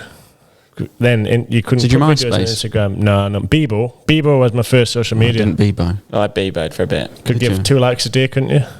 I can't remember that. I'm sure it much was about 2 Bebo. likes a day. Yeah, Bebo. remember I it. don't really know what the point of Bebo was because you didn't talk to anyone on it, did you? I'd literally MySpace. I remember MySpace. You could do. I did have MySpace, design the but page. I wasn't that big on it. But yeah, Bebo was my first one. I remember I made it at Jack Price's house. And yeah, that was about it. Yeah, we used to post videos on Facebook, but again, not really very good ones. Well, when I was doing all the video work, that was like No, pre it was all YouTube. of that. Yeah, so it no, was but full that's what I was edits. about to say. Like, if anyone wants to go to it's this YouTube It's the channel, same channel as and this. look at the early ones, there's some quite good ones. To be fair, Yeah, real good. Not all of them are on there because some stuff I wasn't allowed to post depending on who I did the work for, but a lot of them got You used put on to there. smash the Insta edit. No, not whether not Insta edits, but like you should 3 just minute start edits back posting in the them. day. Yeah, the 3-minute edits were They're sort of dead in the water now, aren't they? massively dead. You don't really do them anymore. But that was what it was. It was literally go to a race and make a 3-minute Yeah, it edit was like from the to weekend. a song, the whole length of the song. Yeah, No real talking. that one where is it Caroli gives it the 1, 2, 3, 4, then hits a cap. That's You know it. that does- you know that ABC, does that? 1, 2, Same 3. sort of level riders. That's Bad Boy. Yeah, it is good. That was on the That start was- line at Volkenswald. Yeah. I also That- used to have a little bit of fun. That was when you were the boy, wasn't it? Yeah, that was my peak. That's why I didn't really... Instagram started in 2012, I think, because I think my first picture is... You on a podium or something? At Germany, which was the end of my 250 career, so I didn't really get any podium pictures on the 450. Yeah, I'd have said it was Just about throwbacks. 12. Just about throw 12. Yeah, it was 12, because the first round was Germany. Talking So you about should tell. throwbacks, how do you feel about recycling throwbacks? Well, I don't do it that often. I did one the other day, and someone put content's low. You got to use a throwback. But I also it's said quite that good not to him then. He was like going to put a fucking post up at the Nations, and I said, just leave it, mate. Let them have their minute. You Yeah, fucking had yours. no one- No, I wasn't going to do that. Well, you were. Not this year, wasn't. And you went, oh, Ryan Dungey does that all the time. No, this year I wasn't. I've done no throwbacks all year. Yeah, I haven't done I just done a throwback good. in I had a good scrub pick. It wasn't like a throwback. Like it wasn't like I was on the podium at this round or I'd raced this Nations this many times. It was just a picture of me on a jump. I didn't put I won the race or nothing. I won the race. It's weird, isn't it? Like, really, it doesn't actually matter, but you It's quite nice, isn't it? Memories. Memory's not up, lads. Yeah, but then Sometimes you have to let them know. I have two You're different. still in your prime. Do you know what I mean? For me, sometimes new people. Yeah, but just it's not go, like "What's this you're low. waster?" It's not like you've got nothing to post, is it? Nah, but when But you're at like, the same time, like, what does it really matter?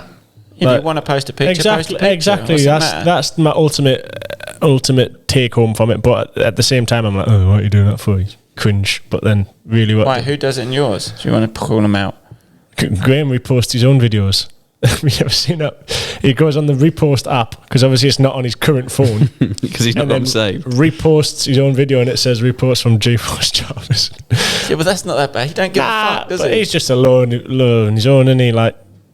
He don't give a fuck if it's cool. He's just like, oh, not at all. I like that Yeah, one. fuck Don't get wheelie. I'll put that out again. It works, doesn't it? And he's got a bad knee.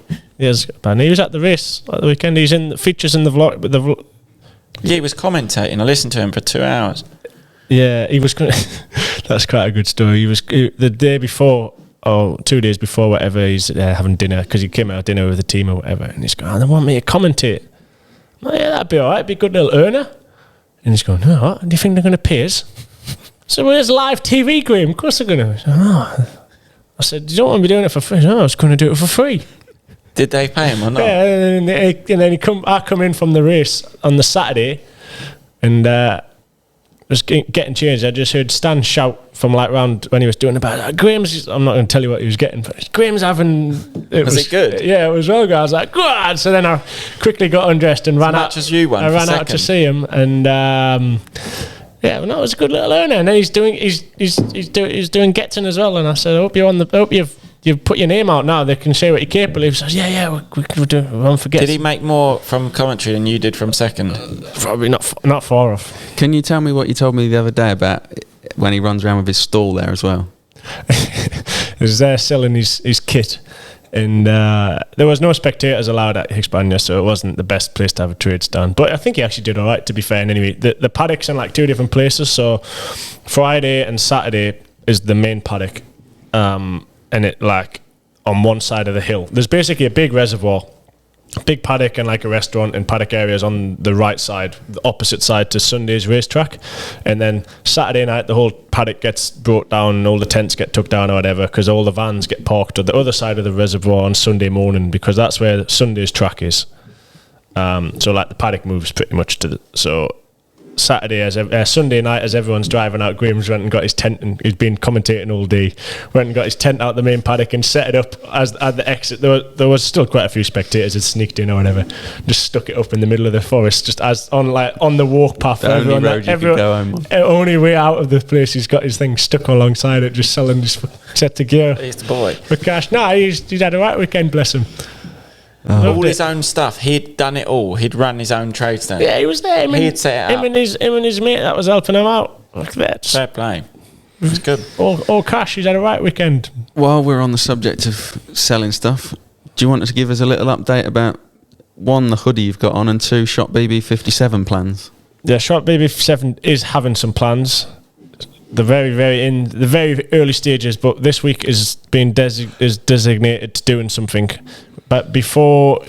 No, I think we can expand on that. So Shop BB is now going to point towards... Yeah, it's going to be on the Kex website. So we're going to sell Billy's merch on there. And the stuff is actually coming. Kids, if you're listening, there's going to be stuff out before Christmas. Parents, if you're listening, make sure you order some stuff as soon as just keep an eye out on all channels. There's stuff coming very soon.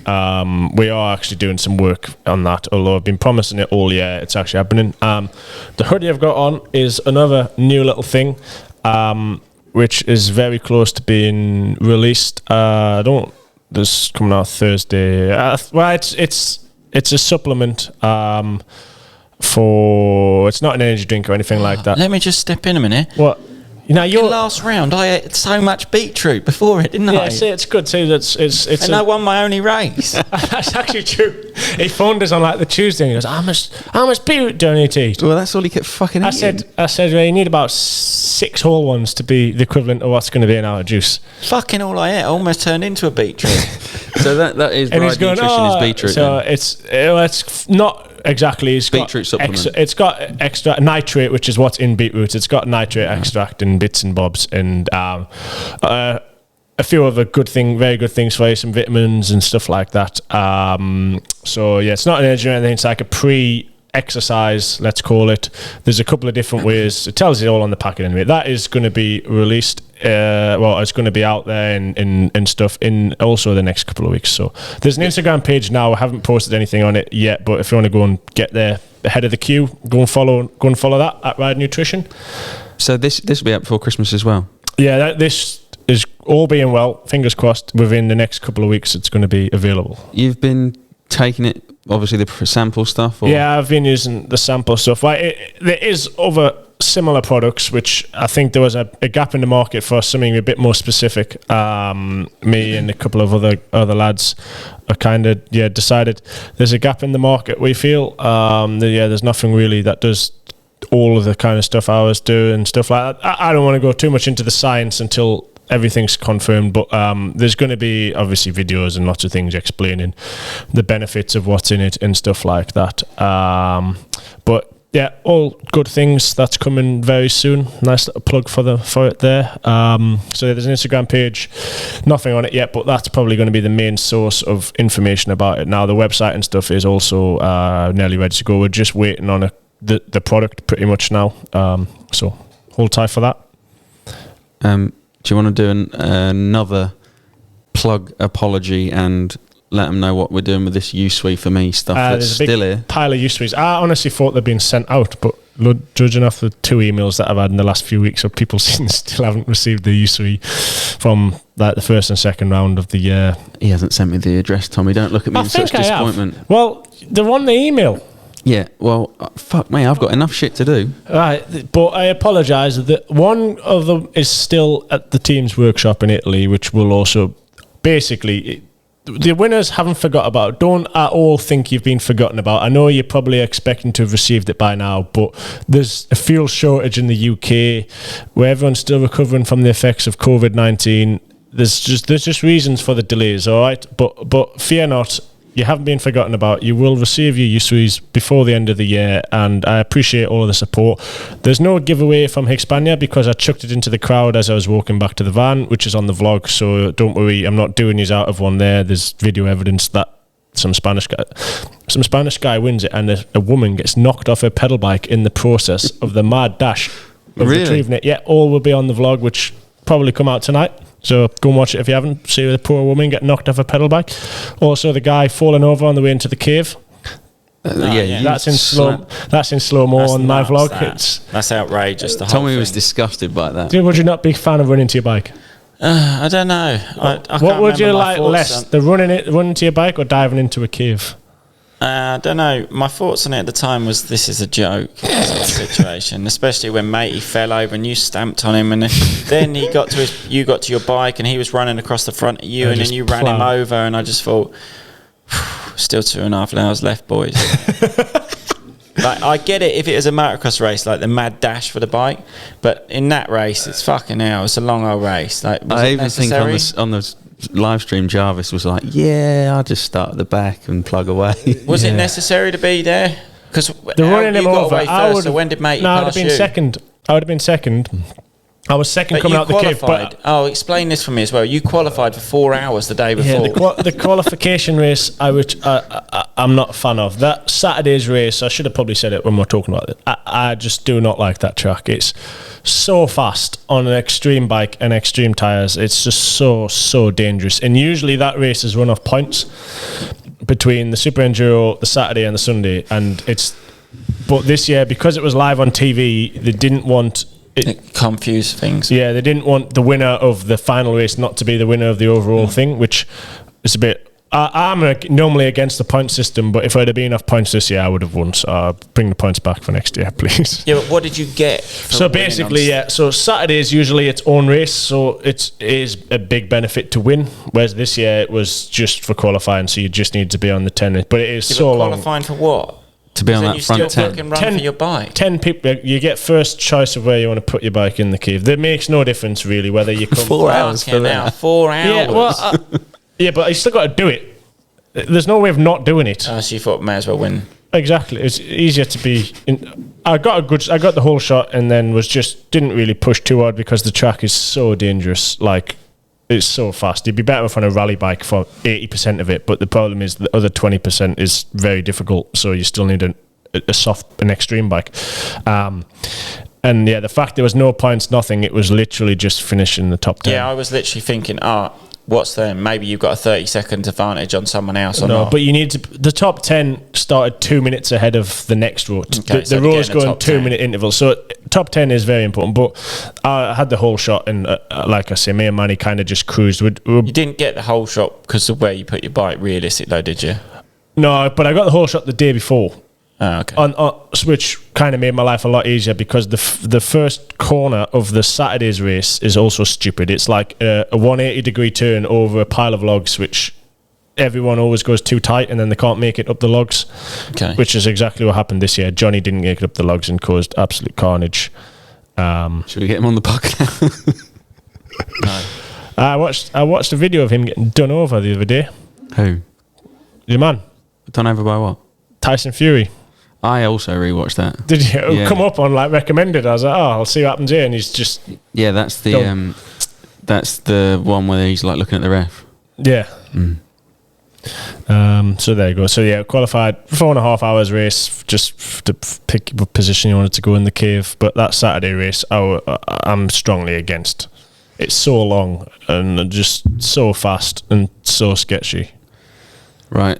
I think we'll go for this one as a final question.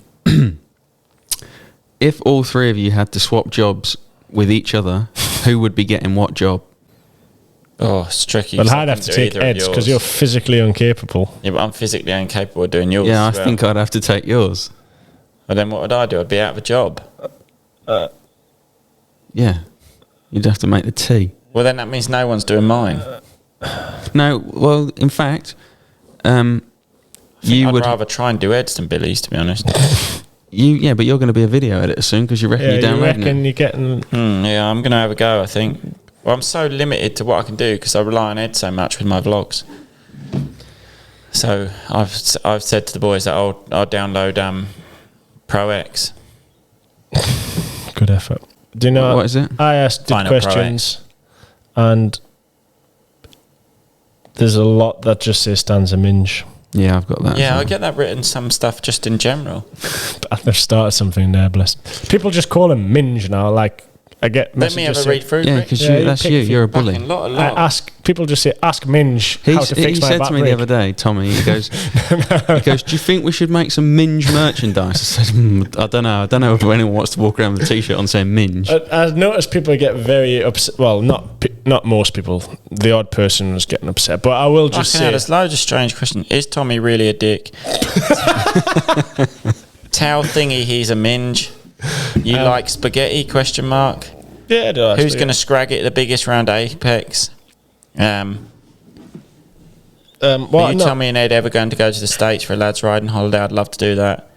Why are you always with Tommy? We're quite rarely together. I despise him most of the time. This is quite a good When's segment. Tommy going to grow answering. up? I thought I was going to get a bit offended by that question, but it's Rob Davison, so there's no room to talk. That's actually very true. He's probably up there. How many bikes do you change in a year, Billy? I think we've got a deal before. Bikes don't tend to get like swapped one bike for another. It just kind of goes. Yeah, more parts. This engine's got so many hours on it. We need a new engine. This frame's got squashed underneath. We need a new frame. It's all parts really. So yeah, where in my sport it's very difficult. We just sort of go through bikes. Yeah, it's cheaper to do that than parts. Are you going to race a downhill race, Bill, on your mountain bike? Yes, I'd love to. Yeah, he thinks he's a mountain biker. My mountain bike comes this Ed's week. getting a downhill bike. Are you getting a downhill bike? No, Someone says, Billy, can you teach me to be as cool as you and not miserable like Sir? It's better when you read my questions out. We should do this more often. Yeah, it's good. Are any of you ever going to go ride in Lommel again? No, I Are won't. you ever going to go ride Lommel, Tommy? I actually quite like practicing in Lommel. When you practice there, it's a completely different track to when you race, and it's quite an enjoyable practice track. But as a racetrack, fuck, it just changes into a different animal. I wouldn't like to race it, no, but I'd go out on a practice little holiday. It's not really necessary for me to practice that for my championship. Who would win in a fight, Billy or Tommy? Billy would. He fucking always is like just a big fucking bald bastard that just fucking like leans on you. When's Tommy doing extreme race? I doubt I'd do an extreme race for a while. Yeah. Please do one when you retire. Unrealistic. Please. Have you ever thought of taking Tommy on at a Supercross? Tight and technical, could suit you. Yeah, it's true that. We wouldn't bother, Bill. I'm quite good at that.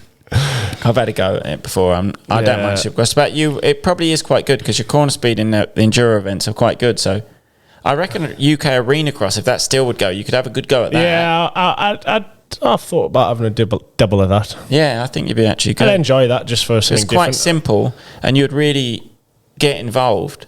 I thought he was going to attack me then. I was just having a scratch. Don't be so nervous, Tom. What's Thomas like on the back biscuit? What does that mean? That's what? What's Thomas like on the back biscuit? I've honestly no idea. No idea. Tommy? When are you going to give Roof of Africa another crack? I'd love to. It just always clashes or doesn't clash. It's the week before the first indoor, which is just not going to work. I thought you were going to say which is in Israel this year.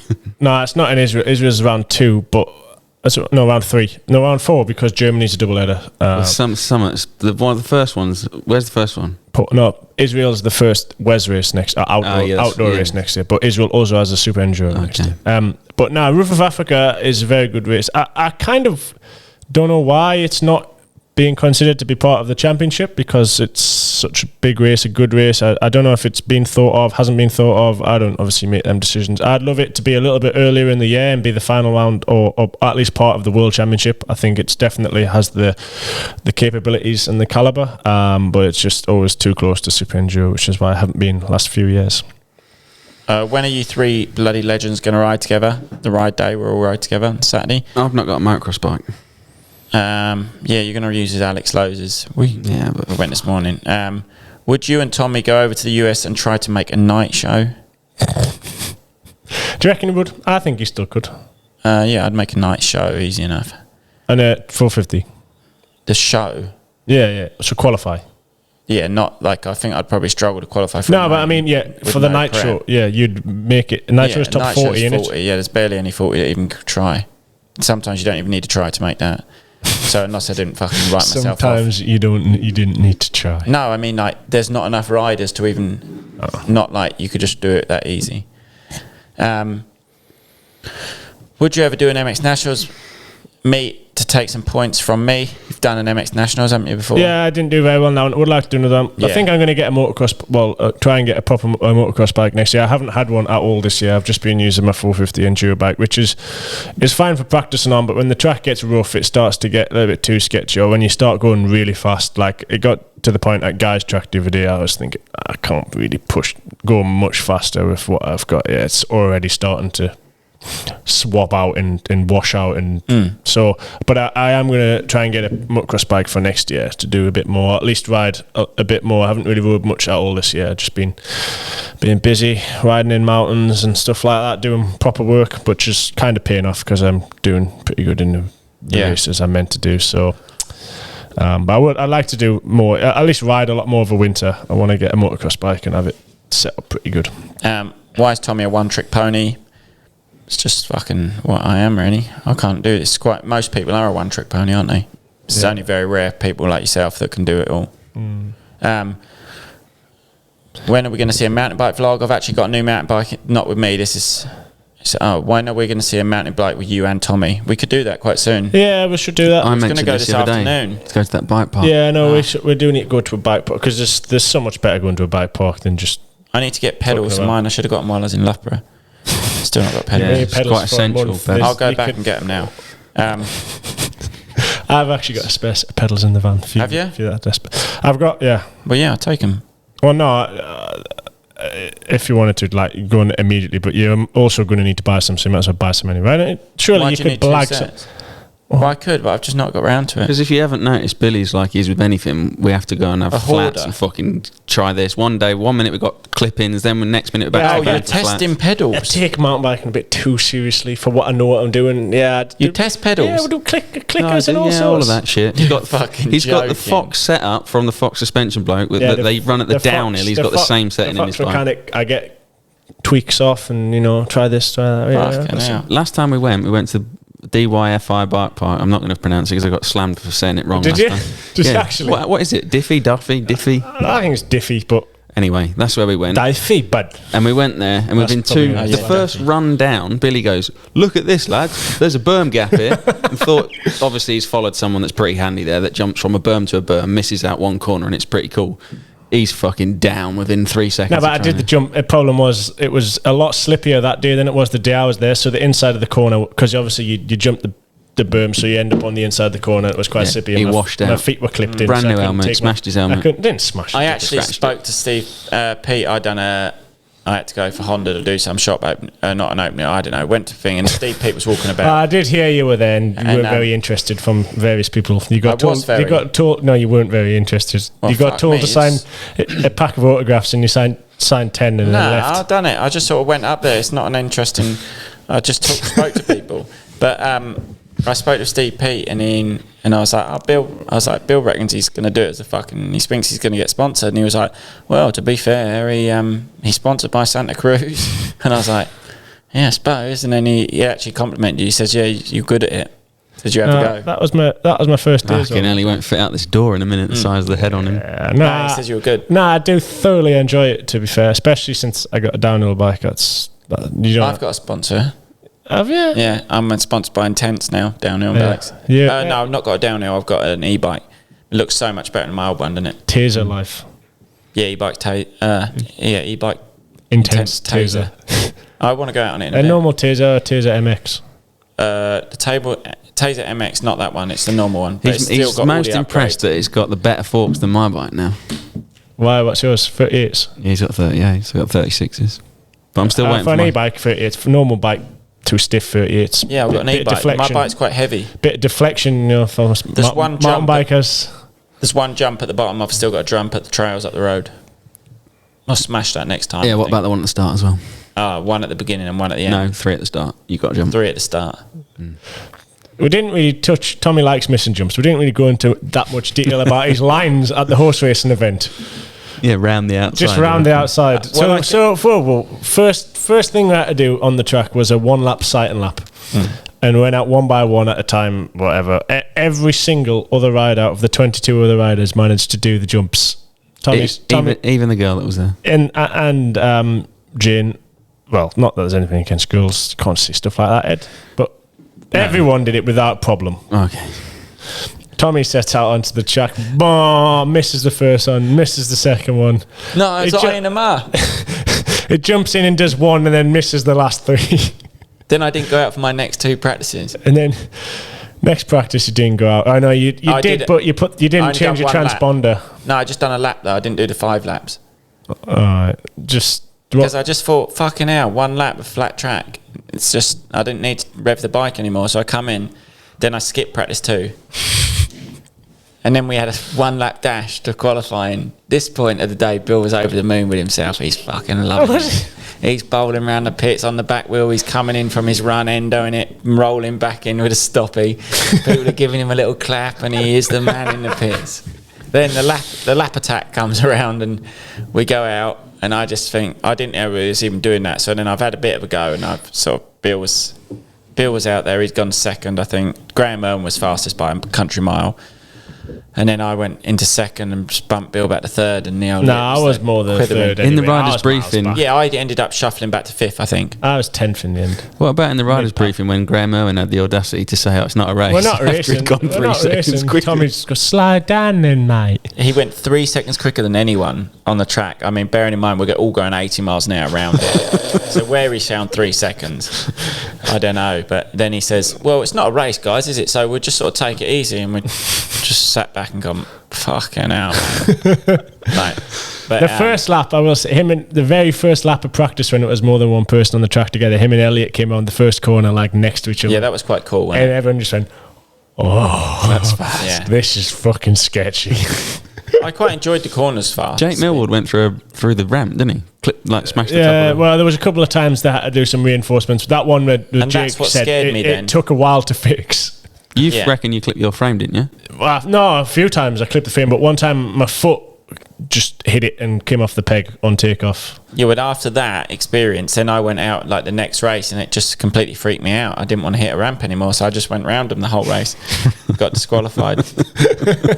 Which first race I pulled off a lap early, and then second race I got the whole shot, and then I went to change into like 4th, and I thought like skipped a gear. So before that race, we all just said like, if you're gonna pull out, make sure you cut across like early, like you're off the track. Oh, did I cut everyone Tommy out? picks the inside gate, so the left side gate gets more or less the whole shot. Yeah, because you're only allowed to cut the track on right. You're only meant to cut the track on the right. So Tommy's on the inside, left side, got the whole shot. Everyone's kind of more or less committed around him, got caught up to him, or like he's probably about half a bike length in front of everybody.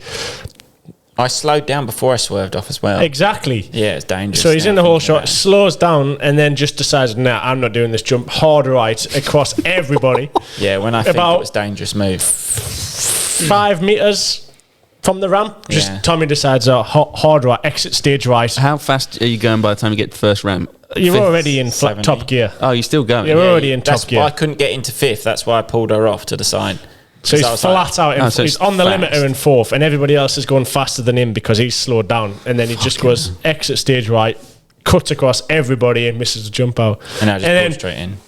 And does that not the lap he decided to then continue and just race everybody down the straight? Yeah, he kept looking over at you and just racing you around. Slow down when you hit the jump. No, that was the last race, final race. Billy was hitting the singles and I'm alongside him looking up, and he's just landing like the biggest sack of shit on everyone. Legs are blowing off and then he's flat out legs didn't blow off, but one of them, the first jump I got kicked one lap, but my suspension was so soft. I could feel was your Enduro suspension? when I landed off the ramp, I could feel both heels just hitting the floor. Oh, fuck. Like, obviously, because I ride quite on my toes, I was landing off the jumps and just feeling both heels just in the ground going, wow. Yeah, it was, in a way, it was so fun, but the risk just outweighed the reward for me that day. Yeah, you think about it. You reckon you nearly landed on Shipton's? Yeah, first race, the 4th jump, I took off. I didn't realise I was going any faster than him, and I just instantly shit myself, going, oh my God. And I probably landed a couple of feet behind him. But when you're going that fast and you're that high, you're high also, like, and long. You're probably 100 feet in the air, do you reckon? Travelling? High? No, you're going not far for 100 feet length. In length. You could choose. The problem was with it is you could choose how fast you want it. It wasn't technical, so you could literally either if you really trusted the wood, you could go wide open. It was just how much you wanted to trust it, and then I lost all trust. So if you went far, you could do 100 foot easy. So like you're coming in midair. So if for like 100 ramps feet, are only this high. Mine probably for the same 100 height as this feet, table. you have because you're in midair, so you've got no control over how fast you're going. So you've just got like, I don't know, 4 or 5 seconds going, wow, I'm going to hit him. I'm going to hit him. And then luckily he landed and got on the gas fast, and he landed and I just filtered in behind him. Come into the ramp and then get on the throttle just before you hit the wood again. Yeah. So it's like tried to lighten it up. Yeah, I was almost trying to like stay light. In the end, I thought I could go really fast around here. I was going sort of slow. Well, I think it's the same as everyone. You sort of thought I could hit it as fast as I want, but you've obviously got to have I'm so glad I didn't take a bite, didn't have a bite, didn't get invited to ride. I'm so glad of all of that. Yeah, it was a good day though. Good day. It was still good. I would like to see the next progression of it, actually. But yeah, would you like to be part of it?